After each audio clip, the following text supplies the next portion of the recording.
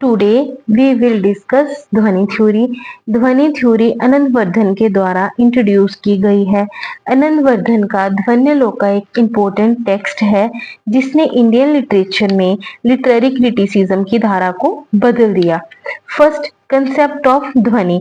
ध्वनि का मीनिंग है सजेशन या रेजोनेंस।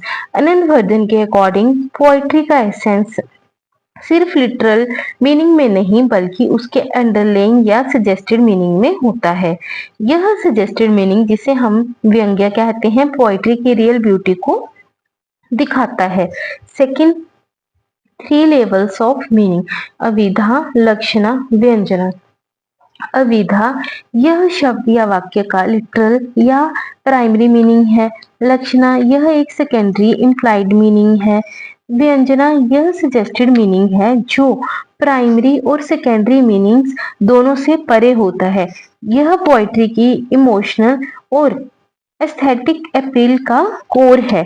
थर्ड, टाइप्स ऑफ ध्वनि। वास्तु ध्वनि, अलंकारा ध्वनि, रसध्वनि। वास्तु ध्वनि जहां सजेस्टेड मीनिंग किसी फैक्चुअल या लॉजिकल कंटेंट की ओर संकेत करता है। अलंकारा ध्वनि जहां सजेस्टेड मीनिंग रेटोरिकल फिगर्स को हाईलाइट करता है और एनहांस करता है ब्यूटी ऑफ द टेक्स्ट को। रसध्वनि रसध्वनि सबसे इंपॉर्टेंट है जहां सजेस्टेड मीनिंग एक इमोशनल रिस्पॉन्स को अवेक करता है। आनंदवर्धन ने कहा कि पोएट्री की असली ब्यूटी इस रस को झील करने में है। फोर्थ, इंपॉर्टेंस ऑफ रस।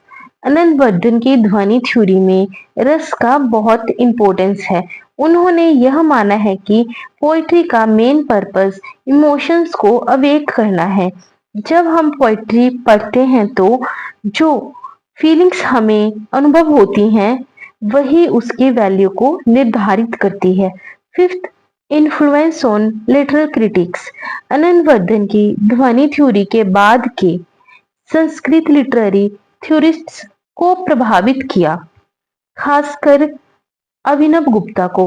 उन्होंने आनंदवर्धन के विचारों को और गहराई से समझाया और इसे रस थ्योरी से जोड़ा।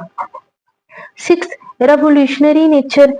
आनंदवर्धन की थ्योरी रेवोल्यूशनरी थी क्योंकि उन्होंने पोएट्री की केवल रिटोरिकल या स्ट्रक्चरल एनालिसिस से हटकर उसकी इमोशनल और एस्थेटिक एक्सपीरियंस पर जोर दिया।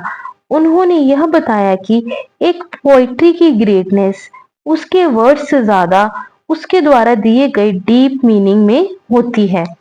कंक्लूजन, आनंदवर्धन की ध्वनि थ्योरी ने पोएट्री की समझ को एक नई दिशा दी। इन्होंने सजेस्टेड मीनिंग और इमोशनल रेजोनेंस को इम्पोर्टेंस बनाया और रीडर्स के एक्सपीरियंस को लिटरेरी एप्रिसिएशन के सेंटर में रखा।